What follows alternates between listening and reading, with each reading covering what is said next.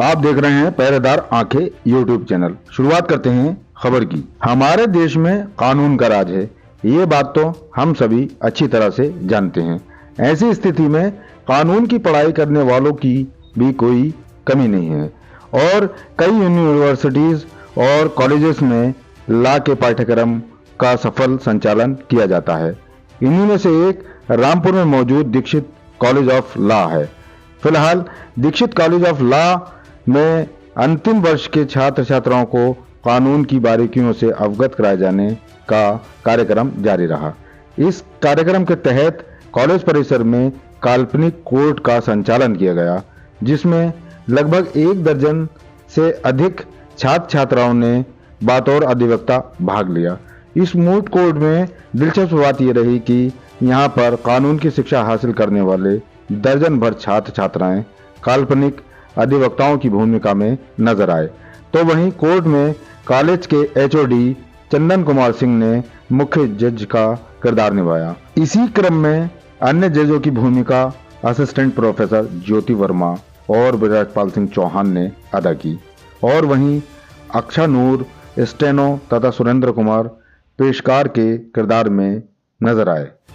कुल मिलाकर इस काल्पनिक कोर्ट का उद्देश्य कानून की शिक्षा हासिल करने वाले छात्र छात्राओं को एक ऐसा माहौल तैयार करना था जिसके तहत वे जब असली कोर्ट में पहुंचे तो उनको परंपरागत ढंग से, परंपरागत तरीके से कानूनी पेशे की जानकारी हो और वे एक सफल अधिवक्ता बन सकें।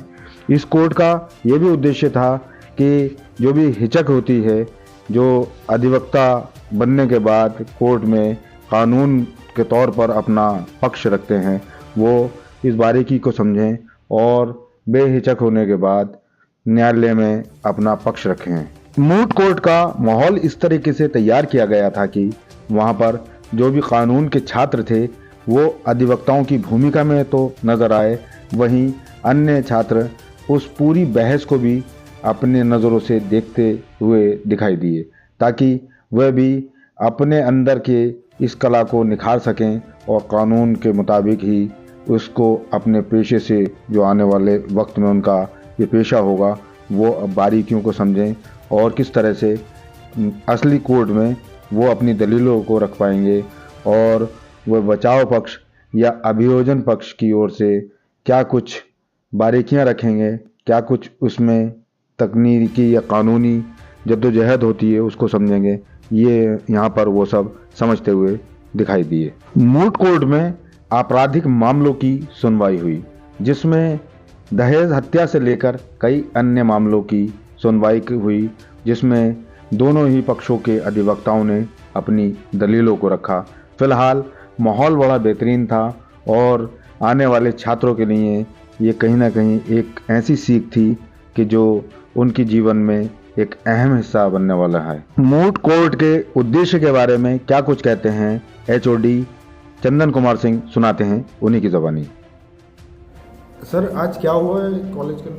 आज एलएलबी का जो सिस्टम सेमेस्टर का छात्रों का मूट कोर्ट, पहला मूट कोर्ट प्रारंभ कराया गया था, और जो महात्मा ज्योतिराव रोहिलखंड विश्वविद्यालय बरेली के पाठ्यक्रम के अनुसार 6 सेमेस्टर के छात्रों का जो आज मूट कोर्ट का सिलेबस पाठ्यक्रम है, उसके अकॉर्डिंग आज फर्स्ट मूट कोर्ट कराया गया था। सर इसका क्या मोटिव क्या होता है? इस मूट कोर्ट से बच्चों को लिए प्रैक्टिस कराई जाती है आभासी न्यायालय में, जिससे कि वह छात्र अपने कैरियर में आगे जो अधिवक्ता का जो प्रैक्टिस अपनाएंगे उसमें एक सक्सेस एडवोकेट के रूप में कार्य कर सकें।